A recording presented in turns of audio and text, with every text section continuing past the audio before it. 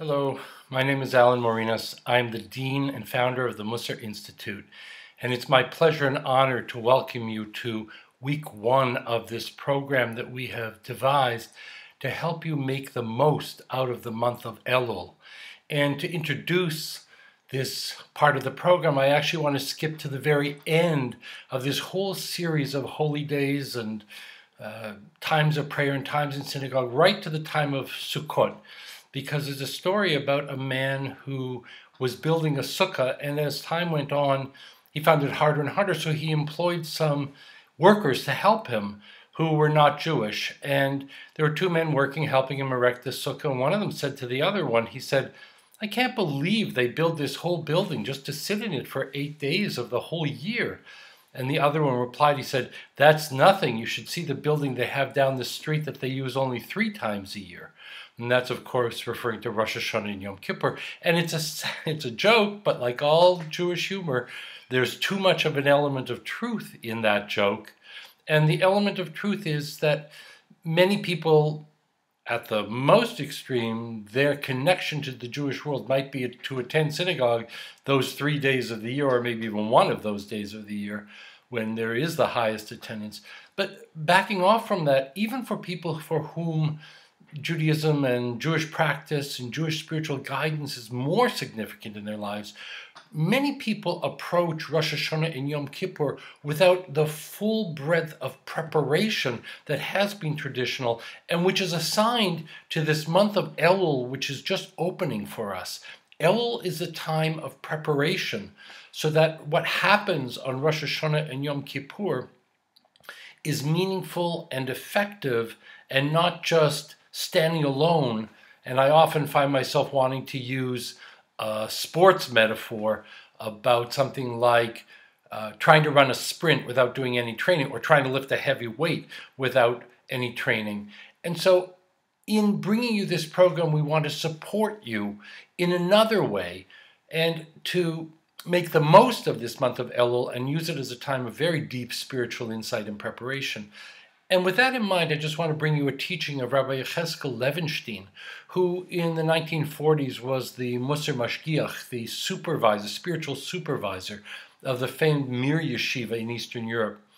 And Rabbi Levenstein gave a series of talks at this time of year, which have been published and actually translated into English. And in the first one, he says an amazing statement. He says, "The purpose of a human life is to purify and elevate the soul." The purpose of a human life is to purify and elevate the soul. And so if you want to think of Rosh Hashanah and Yom Kippur as the intensified time in which to accomplish that, which is not just about this season, but is actually the purpose of your life, then to do that requires a measure of preparation and is done much better if there is preparation before that time. And so we can take inspiration from Rabbi Levenstein's teaching. And to close, I want to give another source of inspiration and a sense of a vision of the goal we're working towards. Imagine that you take it upon yourself to fulfill, or you actually get the insight, get the wisdom to see that Rabbi Levenstein is giving us when he says the purpose of a human life. The purpose of a human life is to purify and elevate the soul. Then what we get when we begin the month of Elul is we start to recite Psalm 27, which is known as Le David. And in it, there is a line which maybe in another way, in a metaphorical and in a imagistic way, talks about the same thing. That line begins in Hebrew, Echad sha'alti be'et Adonai ota avakesh. And the English is, "One thing that I ask from the Lord, one thing I desire, that I may dwell in the house of the Lord all the days of my life, to behold the pleasantness of the Lord and to meditate in God's sanctuary." Now, if that's the request and that's the vision, where does it come down to you and me to earn that possibility, to do the work of purifying and elevating the soul so that we may reside, abide, be constant in that holy place? And that's what we were going to bring to you in this Elul program.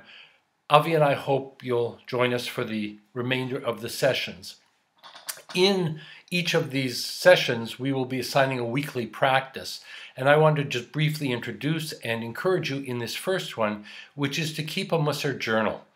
In fact, in introducing this in week one, we've put it in week one because we want you to continue, we encourage you to continue throughout the whole length of the program, even as we assign other practices, that your daily journaling will be the core, as it is a core Mussar practice, it'll be especially a core of the Elul program, and you'll find that questions asked on a daily basis and practices assigned on a weekly basis will tie right into that journaling practice. So we encourage you to read the materials that we'll be sending to you about journaling and also about introducing this first week of our journey together, our journey on this path to purify and elevate the soul, this journey together to stand before God on Rosh Hashanah and Yom Kippur, this journey together, I hope, may we be blessed to, as the Psalm says, dwell in the house of the Lord all the days of our lives.